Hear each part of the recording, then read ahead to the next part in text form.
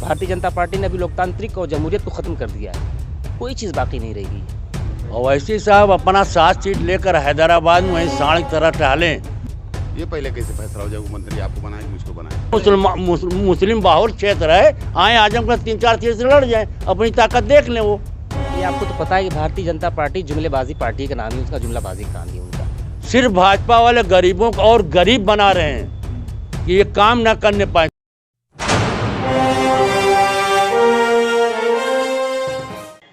नमस्कार दोस्तों, मैं सुमित यादव। आप देख रहे हैं द सुनामी का चुनावी सफ़र और इस समय हम लोग मौजूद हैं सराय मीर में और विधानसभा है निज़ामाबाद और ज़िला है आजमगढ़। यहाँ पे कुछ लोग हमारे साथ मौजूद हैं, इनसे बातचीत करेंगे क्योंकि चुनाव की तारीखें जो हैं वो आ चुकी हैं। 7वें चरण में आजमगढ़ में चुनाव होंगे, आजमगढ़ में वोट डाले जाएंगे 7वें चरण में 7 मार्च को, और 10 मार्च को नतीजे आने हैं। तो इन लोगों से बातचीत करेंगे, क्या रुख है, किसकी तरफ रुख है। समाजवादी पार्टी और भाजपा की जो है वो लड़ाई बताई जा रही है। तो यहाँ पे जो लोग हमारे साथ मौजूद हैं, इनसे पहले इनके नाम परिचय जानेंगे, आपसे परिचय करवाएंगे और उसके बाद आगे की चर्चा उत्तर प्रदेश चुनाव को लेके कि उत्तर प्रदेश चुनाव की उनकी अब तारीखें आ चुकी हैं। 10 फरवरी को पहली वोटिंग, पहला फेज़, पहला चरण का चुनाव होगा। पश्चिमी उत्तर प्रदेश से शुरुआत होगी। पहले एक बार परिचय ले रहे हैं और उसके बाद चर्चा करेंगे। जी सर, क्या नाम है और थोड़ा सा परिचय अपना? मेरा नाम लईक अहमद है, समाजवादी पार्टी की राजनीति करता हूँ। समाजवादी पार्टी से हैं जी जी सर, आपका क्या नाम है? मोहम्मद शाजिद। हम भी कार्यकर्ता हैं समाजवादी के। सपा से हैं जी बिल्कुल। आप तो सर सपा से, क्या नाम बताया? मैं वसी सिद्दीकी, प्रदेश का सचिव हूँ प्रगतिशील समाजवादी पार्टी लोहिया का। बताएं। आपका नाम सर? जैद अहमद है। समाजवादी पार्टी जो अच्छी पार्टी है, जैसे हमारे चाचा ने कहा, ठीक है, आ जाती है तो बेहतर। समाजवादी पार्टी के लोग हमारे साथ मौजूद हैं और एक साथी प्रदेश महासचिव हैं प्रगतिशील समाजवादी पार्टी से, शिवपाल सिंह यादव की पार्टी से। तो तमाम जो सवाल हैं, क्योंकि पहले तो जो अटकलें लगाए जा रहे थे वो तो खैर साफ़ हो चुकी है कि और शिवपाल सिंह यादव और अखिलेश यादव का गठबंधन जो है तय हो चुका है। तो कुछ सवाल उत्तर प्रदेश चुनाव की राजनीति को लेके। तो सर पहले आप ही से शुरुआत करते हैं कि ओवैसी साहब आ रहे हैं, काफ़ी लोग बात कर रहे हैं कि ओवैसी साहब 100 सीटों पर चुनाव लड़ेंगे। सपा ओवैसी साहब को साथ लेने के लिए तैयार क्यों नहीं है, जबकि बात वो भी मुस्लिमों की हिस्सेदारी कर रहे हैं, मुस्लिमों के अब मसीहा बनते हैं, मसीहा कहते हैं अपने आप को। मैं जनाब असदुद्दीन बैरिस्टर वैसी साहब को का आपने पूछा है, ये जहाँ से आते हैं इनकी बहुत पुरानी पार्टी बना के, इनके पिताजी भी थे, सांसद हुआ करते थे। हैदराबाद से लोग आते हैं। हैदराबाद में 7 सीट 8 सीट से ज़्यादा कभी बनाते नहीं। वहाँ क्यों नहीं बनाते? यहाँ तो अभी आप नए हैं ना, तो 100 सीट मांग रहे हैं। 100 सीट कहाँ से कोई देगा, कैसे देगा? नहीं, वो तो कह रहे हैं कि हम आप उप मुख्यमंत्री बनाइए हमारा, हम नहीं लड़ेंगे चुनाव। ये पहले कैसे फैसला हो जाए वो मंत्री आपको बनाए कि मुझको बनाए? ये फैसला ठीक नहीं है। नहीं कोई मुसलमान उप मुख्यमंत्री बनाए तो समाजवादी पार्टी के हमारे राष्ट्रीय अध्यक्ष माननीय श्री अखिलेश यादव जी हैं, वो उनको विचार करना है। समाजवादी पार्टी की सरकार बनने जा रही है, पहले आप वादा करा रहे हैं, ये अच्छी बात नहीं है। राजनीति में ये सब ठीक नहीं होता। सवाल ये इसलिए है क्योंकि 19% मुसलमान, 9% यादव मुख्यमंत्री बन रहे हैं, तो कुछ हिस्सेदारी मुसलमान चाहता है। मिलेगी ना, हिस्सेदारी मिलेगी, समाजवादी पार्टी देगी। क्या समाजवादी पार्टी हिस्सेदारी देगी? भाई हमेशा पीछे देखा हमने, 3-4 बार हमारी सरकार थी, माननीय मुलायम सिंह यादव जी मुख्यमंत्री, तब भी हमारी हिस्सेदारी थी। अखिलेश यादव जी 2012-17 तक थे, तब भी हमारी हिस्सेदारी थी। तो अब तारीखें आ चुकी हैं, तो क्या लग रहा है किसकी तरफ आप घूमते होंगे? आप भी तैयारी कर रहे हैं मेरे ख्याल दीदारगंज से। दीदारगंज से, तो दीदारगंज से दीदारगंज आप भी तैयारी कर रहे हैं, तो क्या माहौल लग रहा है, क्या मुद्दे इस बार हैं? और इस बार क्योंकि आजमगढ़ तो खैर हम देख ही रहे हैं, आजमगढ़ हमेशा सपा के साथ रहा है, तो क्या माहौल है सर? माहौल यही है कि अब जब आप अपने आप में खुद महसूस कर रहे हैं, उससे अच्छी बेहतर पोजीशन है। महंगाई चरम सीमा पे है, तेल, खाद, बीज सब आउट ऑफ कंट्रोल जा रहा है। जनता देख रही है। समाजवादी पार्टी की सरकार बनाने जा रही है। 2022 अभी कर रहे थे, अब चुनाव की डेट आ गई। 7 मार्च को यहाँ वोटिंग है, 10 मार्च को आपके सामने रिजल्ट आ जाएगा। समाजवादी पार्टी की सरकार बनेगी, भारतीय जनता पार्टी को हम लोग हराएंगे। एक सवाल है आपसे सर कि चुनाव आयोग ने यह तय किया कि चुनावी रैलियां नहीं होंगी, डिजिटल तरीके से सोशल मीडिया के माध्यम से चुनावी प्रचार किए जाएंगे, तो क्या लग रहा है किसको फ़ायदा होगा इससे? देखिए, ऐसा है कि ये बहुत ही अच्छा निर्णय है। मैं चुनाव आयोग का आपके इस चैनल के माध्यम से आभार व्यक्त करता हूँ कि जो propaganda भारतीय जनता पार्टी के लोग बनाते हैं या बनाने का प्रयास करेंगे, उससे बचेंगे। अभी आपने एक प्रश्न पूछा था हमारे मित्र सहयोगी दल के साथी से कि ओवैसी साहब यहाँ पे 100 सीट मांग रहे हैं। देखिए, इस मुल्क में डेमोक्रेसी है, लोकतंत्र है, जमहूरियत है, सबको हक है, लेकिन एक तरफा होकर के एक समुदाय की बात करके आप राजनीति नहीं कर सकते। हिंदू मुसलमान भारत की दो आंखें हैं, दोनों को मिला के कम्युनिकेशन बना के चलना पड़ेगा। जैसे कि आपको मैं एक उदाहरण दूं, डॉक्टर अयूब साहब ने पीस पार्टी बनाई, उसका नाम पीस रखा। क्यों रखा पीस? कि दोनों समुदाय को जोड़ करके ही हमको काम करना है। उन्होंने चुनाव लड़ा, खुद विधायक बने, 4 MLA उनके चुने गए। तो कहने का तात्पर्य है कि हिंदुस्तान में लोकतंत्र का हनन करके आप पॉलिटिक्स नहीं कर सकते। भारतीय जनता पार्टी ने अभी लोकतांत्रिक और जमहूरियत को ख़त्म कर दिया है, कोई चीज़ बाकी नहीं रह गई है। सारे फैसले मनमानी तरीके से हो रहे हैं। जनता जागरूक हो चुकी है, त्राही त्राही मची हुई है, महंगाई अपनी चरम सीमा पे है। किसानों के साथ क्या हुआ है? 700 किसान मर गए। अभी नरेंद्र मोदी जी को 15-20 मिनट कहीं रुकना पड़ा तो पूरे देश में वावैला मच गया। 1 साल तक किसान पड़े रहे, इससे बड़ा आंदोलन पूरी दुनिया के इतिहास में नहीं हुआ होगा। NRC CRP पे लेकर के लाखों लोग महीनों तक सड़कों पर रहे, वो आपको नहीं दिखा। तो जनता जागरूक हो चुकी है, पूरी तरीके से भारतीय जनता पार्टी का सफाया होगा।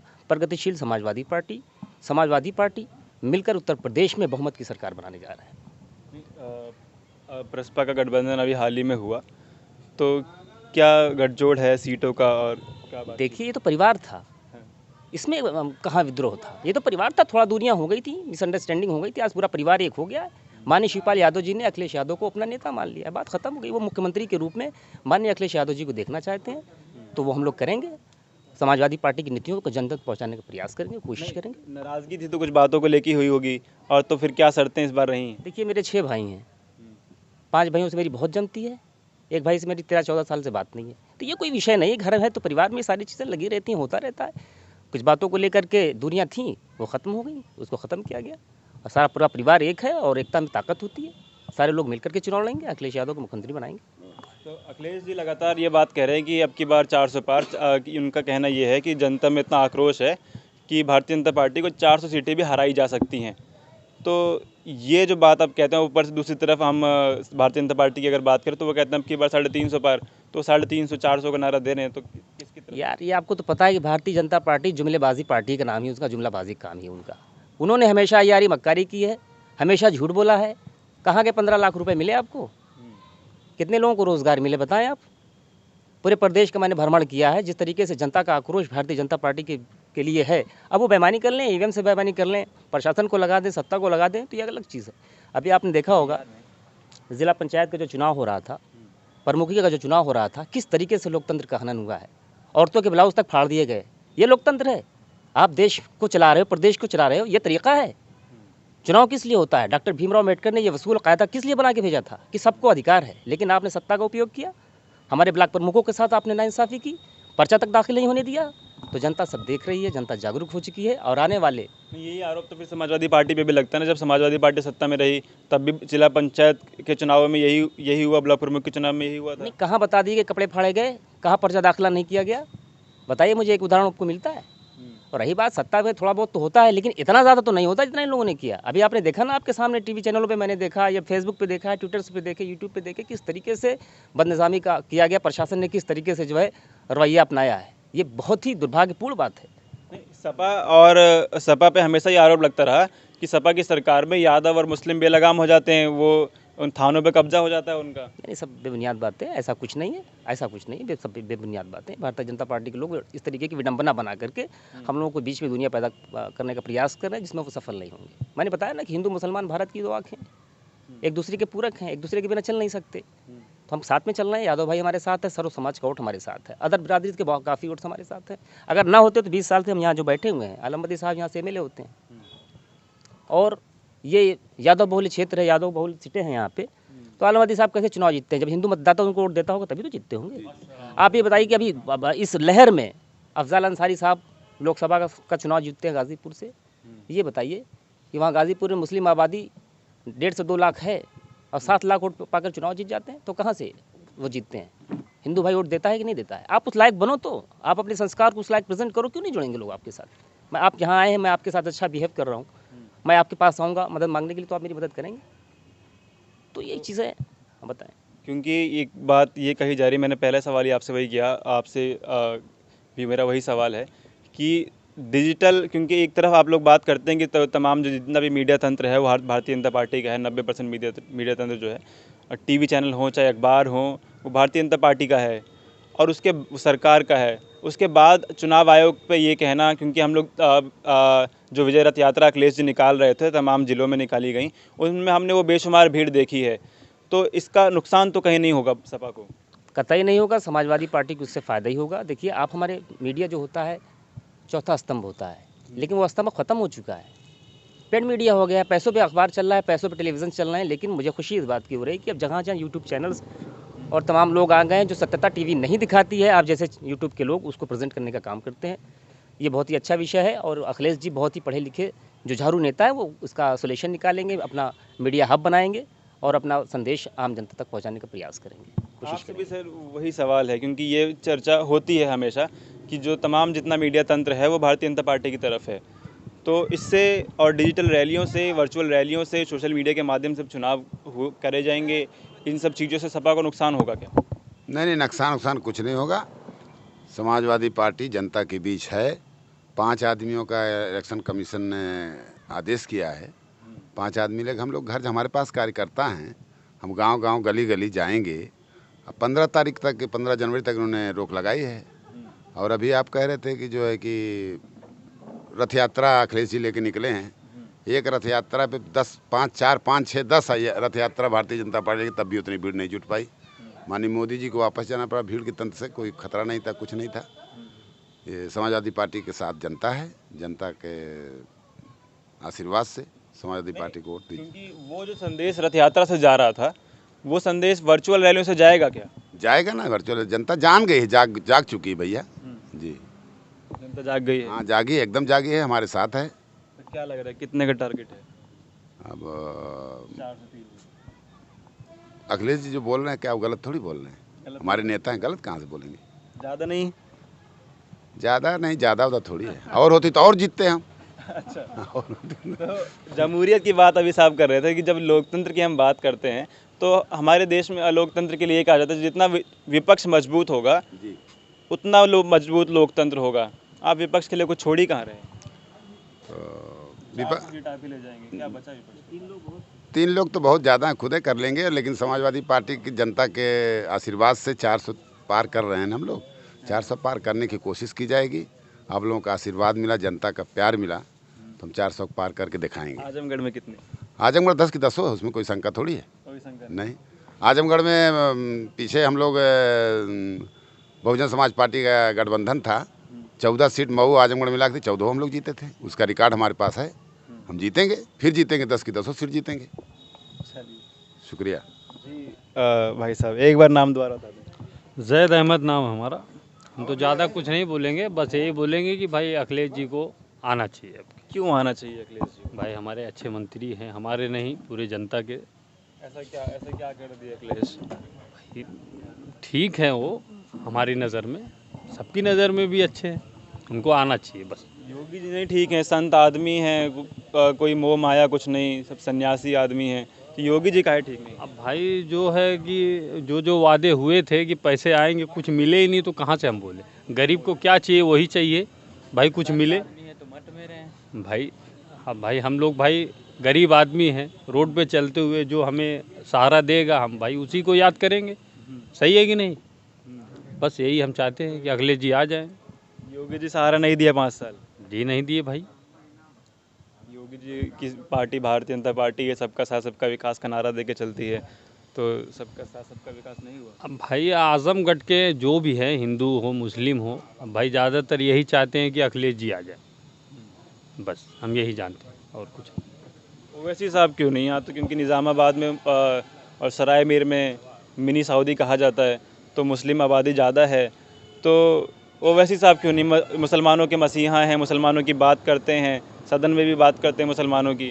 भाई मुस्लिम नेता बहुत हैं, जैसे अपने अपने मतलब हर डिस्ट्रिक्ट में हैं भाई अभी उतने लायक नहीं है कि हम उनको याद करें कि भाई आ जाएं आजमगढ़ में।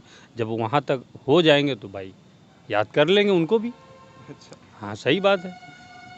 चलिए ठीक। जी साहब, क्या नाम है? मोहम्मद साजिद। तो क्या माहौल है फिर इस बार? समाजवादी का समाजवादी का माहौल। बिल्कुल। और भारतीय जनता पार्टी जो कह रही 300 350। सर कहने वो क्या है, वो तो 403 ले जाएं, उनको कहने से क्या होता है सर, मिल जाएगी, ऐसा कुछ नहीं है क्योंकि सर। ये कहा जाता है भारतीय जनता पार्टी जो है सत्ताधारी पार्टी है और चुनाव जीतने के लिए काफ़ी चीज़ें होती हैं। तो सत्ता के पास एक अलग बेनिफिट होता है, एक प्लस पॉइंट होता है सत्ता का चुनाव लड़ने के लिए। देखिए अगर वो उस चीज़ का दुरुपयोग करेंगे तो पक्का वो ले जाएंगे, क्योंकि सर उनको उनके अंदर ही छल कपट है। बीजेपी के अंदर ही छल कपट है सर। कोई भी इलेक्शन आप देख लें, किसी को सही तरीके से निभाया उन्होंने।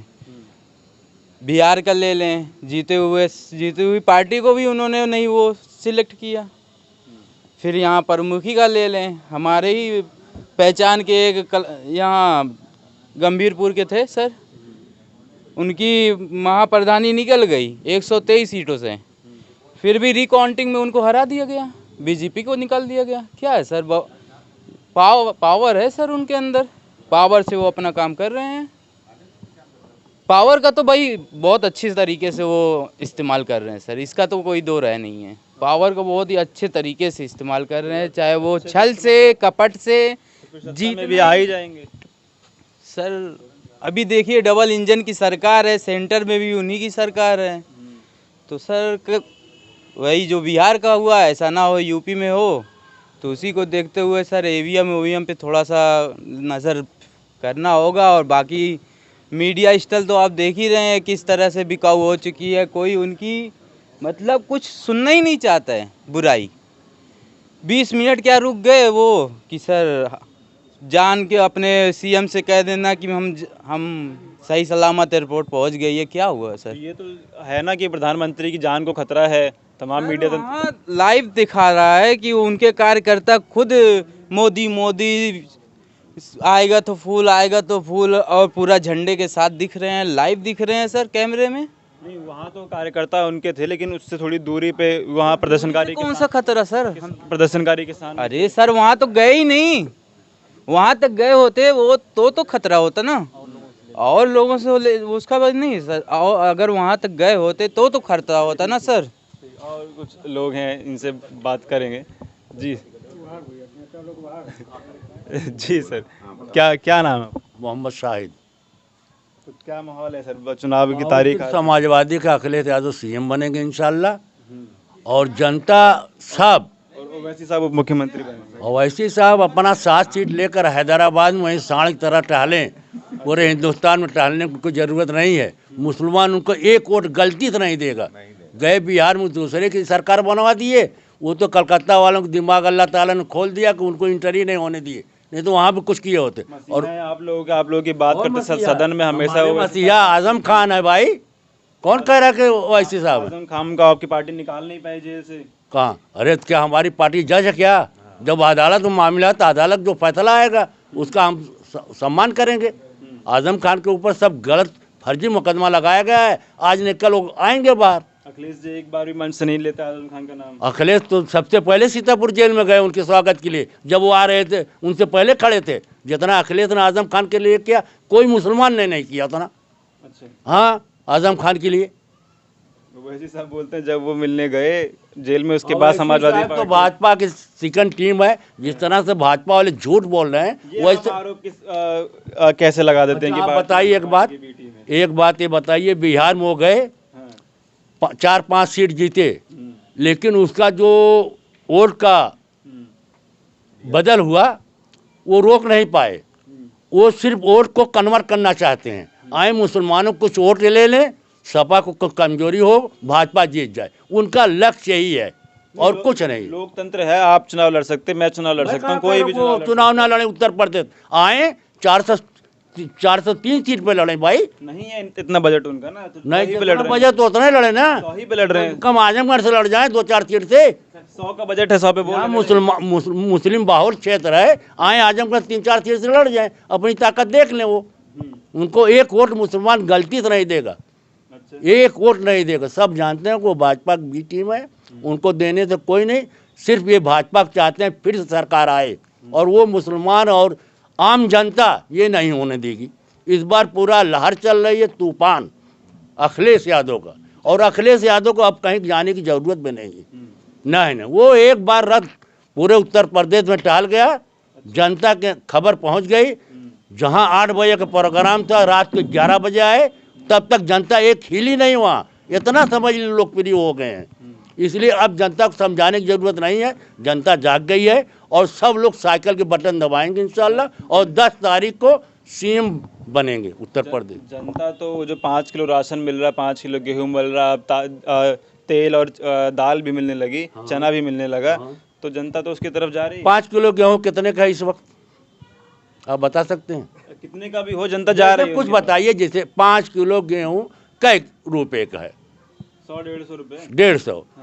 गैस सिलेंडर 450 का था, इस वक्त 1000 का मिल रहा। कितना बढ़ गया? सिर्फ भाजपा वाले गरीबों को और गरीब बना रहे हैं कि ये काम ना करने पाए। काम तो है नहीं भाजपा का पास, तो ये भिखारियों की तरह अनाज दे रहे हैं कि जहाँ तुम बैठे हुए पड़। 5 किलो गेहूं से कोई घर का परिवार का नहीं चल सकता, सिर्फ वो जी सकते हैं। नहीं, सवाल ये नहीं है कि इस पे काम चल रहा है लोगों का या नहीं चल रहा है। सवाल ये है कि लोग इस बात की लोगों में इस बात की चर्चा है कि भारतीय जनता पार्टी मुफ्त राशन दे रही है।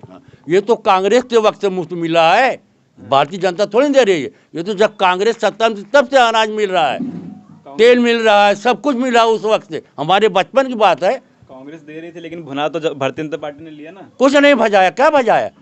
जनता जाग गई है। अब वो 5 जगह 50 किलो दे दे, तब भी जनता उनको वोट देने के लिए तैयार नहीं। खाद्यान्न लेके जाते हैं, भाजपा को गाली देते जाते हैं गठरी लेके कि हमको और भिखारी बना रही है। वो हमारा हक है, और अनाज तो हमारा है, हमको मिल रहा है रिटर्न। भाजपा थोड़ी नहीं दे रही है। हमारा अनाज हम उनके पास जाता है, वही उनको 5 किलो हमको भीख की शक्ल में दे देते हैं। हम जाग गए हैं, और हम उनके चाल में आने वाले नहीं हैं। इस बार कोई आदमी ऐसा नहीं जो साइकिल के बटन नहीं दबाएगा, सब साइकिल के बटन दबाएंगे और अखिलेश को सीएम बनाएंगे। चलिए ठीक है जी सर, क्या नाम है आपका? अब्दुल्ला। तो क्या माहौल है सर? माहौल समाजवादी पार्टी का है। सपा का है? सपा का। क्यों है सपा का माहौल? सपा ने काम किया है, क्या काम किया? सारा काम मुलायम सिंह और अखिलेश यादव ने किया है। भाजपा ने यहाँ क्या किया है? आरोप लगता है समाजवादी पार्टी पे कि गुंडागर्दी बढ़ जाती है, जो अपराधी हैं वो खुलेआम घूमने लगते हैं, यादव मुस्लिम बेलगाम हो जाते हैं। तो सारे गुंडे तब चले गए भाजपा में। उनका उप मुख्यमंत्री केशव नकेल कस दिए भाजपा ने। अरे कुछ नहीं, कोई नकेल नहीं, कि उसमें सब गुंडे तो उसी में चले गए, सब उसी में टाल रहे हैं। बताइए, 25,000 के इनामी क्रिकेट खेल रहे हैं, पुलिस ढूंढ रही है उनको। ये ठाकुरों की सरकार है, बस क्रिकेट खेल रहे हैं। कहाँ ढूंढ रही है? पाकिस्तान में। क्या कह रहे हैं? धनंजय सिंह क्रिकेट खेल रहे हैं, पुलिस उनको ढूंढ रही है। धनंजय सिंह कहाँ ढूंढ रहे? योगी पुलिस पाकिस्तान बांग्लादेश देश चली गई ढूंढने। क्या जौनपुर के पास भी आएंगे अभी? कब आएंगे? यहाँ तो सरकार बनाइए। यहाँ तो कोई गलती नहीं किया समाजवादी, जो शरीफ लोग उनको जेल में डाल दिया। अच्छा। हाँ, तो वहाँ तो इंतजार नहीं किया, अभी वहाँ आएंगे, डेट रख रहे हैं वो क्रिकेट खेलने के लिए उनको। ये सबसे भ्रष्ट सरकार है, और ठाकुरों को इन्होंने जितना बढ़ाया है, हर कौम को ठाकुरों ने मारा है, और इस बार हर कौम ठाकुर योगी को बताएगी। हाँ, तो समाजवादी पार्टी भी, क्योंकि शुरुआती दौर में जो पिछड़ों की बात चल रही थी, पिछड़ों के जितने नेता थे सबसे गठबंधन किया गया, अब अखिलेश जी भी फरसा उठा लिए हैं। हाँ, तो सब हमारे घटक दल जितने हैं सब लड़ेंगे, सबको दिया जाएगा, सीट दिया जाएगा, वो लड़ेंगे, जीतेंगे। फरसे की क्या जरूरत है? उसमें परशुराम की मूर्ति, परशुराम क्या वो हिंदू नहीं है भैया? वो भी तो हिंदू हैं। अखिलेश भी हिंदू हैं, और वो भी हैं, क्या नाम है, आदित्यनाथ जोगी भी हैं। तो वो अगर यहाँ राम का मंदिर बनवा सकते हैं, तो वो कृष्ण भगवान का नहीं बनवा सकते? वो भी तो हिंदू हैं, कोई मुसलमान है क्या? वो अपने मजहब के साथ चल रहे हैं, हमारी मस्जिद तरफ नहीं देख रहे हैं अखिलेश यादव। उधर तो कहते ठीक आप लोग नमाज पढ़ो, सब कुछ करो, लेकिन वो भी मंदिर बनवा रहे हैं अपने मजहब के साथ। हम मस्जिद बनवा रहे हैं, क्या हुआ उसमें? मंदिर मस्जिद की राजनीति होगी? कुछ नहीं होगी, सब भाजपा वाले कर चुके। खत्म। अब तो राम मंदिर बन गए, आप क्या करेंगे? उसको गिरा के फिर करेंगे साथ क्या? मथुरा चले गए। मथुरा गए थे, यहाँ कृष्ण भगवान की मंदिर तैयार है, सबसे बड़ी मंदिर, साथ सब कुछ फिट की, जो हिंदुस्तान में कोई मंदिर नहीं है। अखिलेश यादव काम निराला है, जो करते हैं सबसे ऊंचा काम करते हैं। अच्छा। हाँ, अखिलेश यादव मंदिर में बनवा दिया सबसे ऊंचा, हिंदुओं के दिल में घुस गए अखिलेश यादव, कोई निकाल नहीं पाएगा उनको।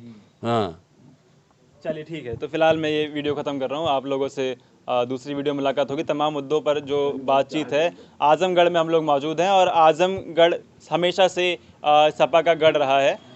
इससे पहले अभी अखिलेश यादव यहाँ से सांसद हैं आजमगढ़ से, इससे पहले नेताजी मुलायम सिंह यादव सांसद थे, रमाकांत यादव यहाँ से सांसद रहे। तो तमाम चीज़ें सपा के साथ हमेशा आजमगढ़ रहा। मात्र एक सीट जो भारतीय जनता पार्टी के खाते में 2017 में गई और वो अरुण अकांत की है। तमाम वीडियो में कई बार इस बात पर चर्चा हो चुकी है। तो फिलहाल ये वीडियो मैं ख़त्म कर रहा हूँ। चुनाव की तारीखें आ चुकी हैं। 10 तारीख किसकी होगी लखनऊ की कुर्सी, ये समय बताएगा। 10 मार्च को पता चलेगा। और तब तक जो भी तस्वीर उत्तर प्रदेश की होगी, लोगों का क्या मिजाज है, लोग किस तरफ रुख कर रहे हैं, वो तस्वीर हम लोग आपको दिखाते रहेंगे। तो जुड़े रहे हमारे साथ, देखते रहे सुनामी तत्व के। नमस्कार, खुश रहें, स्वस्थ रहें।